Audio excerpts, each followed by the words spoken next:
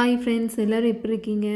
இன்றைக்கி இந்த வீடியோவில் நம்ம ரேடிஷ் மைக்ரோக்ரீனை வச்சு எப்படி ஒரு டேஸ்டியான ஹெல்த்தியான துவையல் பண்ணுறது அப்படிங்கிறத பார்க்கலாம். துவையல் செய்ய தேவையான பொருள் என்னன்னு பார்த்தோன்னா, கொஞ்சம் உளுத்தம் பருப்பு, கடலைப்பருப்பு, மிளகு, பெருங்காயத்தூள், புளி, தாளிக்கிறதுக்கு கடுகு, கடலைப்பருப்பு, ஒரு தக்காளி எடுத்து கட் பண்ணி வச்சுருக்கேன். அதுக்கப்புறம் கொஞ்சம் தாளிக்க தேவையான அளவு எண்ணெய் எடுத்துருக்கோம். ரேடிஷ் மைக்ரோக்ரீனை நல்லா வாஷ் பண்ணிவிட்டு மேலே இருக்க தோலெல்லாம் தனியாக பிரித்து எடுத்து வச்சுருங்க. இப்போது நம்ம எப்படி செய்கிறதுன்னு பார்க்கலாம். அடுப்பை பற்ற வச்சுட்டு ஒரு கடாயை வச்சுருங்க. அது நல்லா சூடாகி வந்த உடனே தாளிக்க தேவையான எண்ணெயை ஊற்றிக்கோங்க.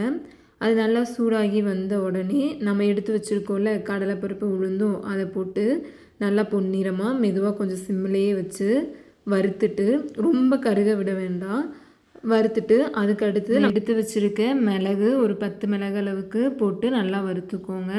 வறுத்துட்டு கொஞ்சம் பெருங்காயத்தூள், அதுக்கப்புறம் நம்ம வெட்டி வச்சுருக்க ஒரு தக்காளி போட்டு நல்லா வதக்கி விட்டுக்கோங்க. தக்காளி கொஞ்சம் நல்லா வெந்து வரட்டும். கொஞ்சம் நல்லா வெந்து வதங்கி வந்ததுக்கப்புறம் நம்ம வாஷ் பண்ணி வச்சுருக்க மைக்ரோக்ரீனை போட்டு நல்லா வதக்கிக்கலாம். இந்த மைக்ரோக்ரீன்ஸ் நாங்கள் ஒரு 8 டேஸ்லேயே கட் பண்ணிட்டோம்.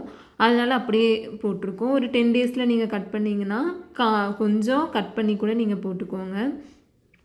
போட்டு நல்லா வதக்கி விட்டுட்டு நல்லா சுண்டி வரட்டும். அதில் இருக்க தண்ணியே போதுமானது வதங்கிறதுக்கு. நம்ம எக்ஸ்ட்ரா எந்த தண்ணியும் ஊற்றணுங்கிற அவசியம் இல்லை. நல்லா வதங்கி வந்துருச்சு.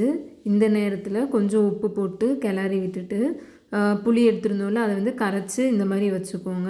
நம்ம வதக்கி வச்சுருந்தது ஒரு பிளேட்டில் போட்டு நல்லா ஆற விட்டுருங்க. அது ஒரு மிக்ஸி ஜாரில் போட்டு நம்ம புளி கரைசல் வச்சுருந்தோம்ல அதையும் ஊற்றிட்டு தண்ணி தேவைப்பட்டுச்சுன்னா கொஞ்சம் தண்ணி ஊற்றி நல்லா அரைச்சி மைய அரைச்சி எடுத்துக்கோங்க.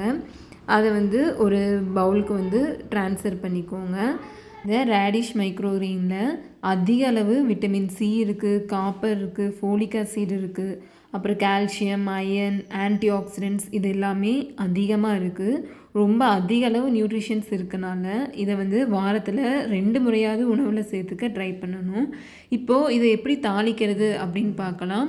ஒரு தாளிப்பு கரண்டியை அடுப்பில் வச்சுட்டு அது நல்லா சூடானதுக்கப்புறம் எண்ணெயை ஊற்றி எண்ணெய் நல்லா சூடாகி வந்த உடனே நம்ம எடுத்து வச்சுருக்க கடுகு, உளுத்தம்பருப்பு, கடலைப்பருப்பு போட்டு நல்லா வெடித்து வந்த உடனே ஒரு கைப்பிடி அளவுக்கு கருவேப்பிலை எடுத்து போட்டுருங்க. உங்களுக்கு இன்னும் கொஞ்சம் காரம் தேவைப்பட்டுச்சுன்னா தாளிக்கும் போது நீங்கள் வரமிளகாய் கூட போட்டு தாளிச்சுக்கலாம். இந்த தாளிப்பை எடுத்து நம்ம ரெடி பண்ணி வச்சுருக்க துவையலில் போட்டுடலாம். ரொம்பவும் டேஸ்டான ஹெல்த்தியான துவையல் ரெடி ஆயிடுச்சு. இந்த துவையலை நம்ம சாதத்து கூடயும் வச்சு சாப்பிட்லாம். சப்பாத்தி, இட்லி, தோசை இந்த மாதிரி எது கூட வேணாலும் வச்சு சாப்பிட்லாம். ரொம்ப டேஸ்டியாகவும் ஹெல்த்தியாகவும் இருக்கும். ஓகே ஃப்ரெண்ட்ஸ், நீங்களும் செஞ்சு பார்த்துட்டு எப்படி இருந்துச்சு அப்படிங்கிறத கீழே கமெண்ட்டில் போடுங்க. தேங்க்யூ.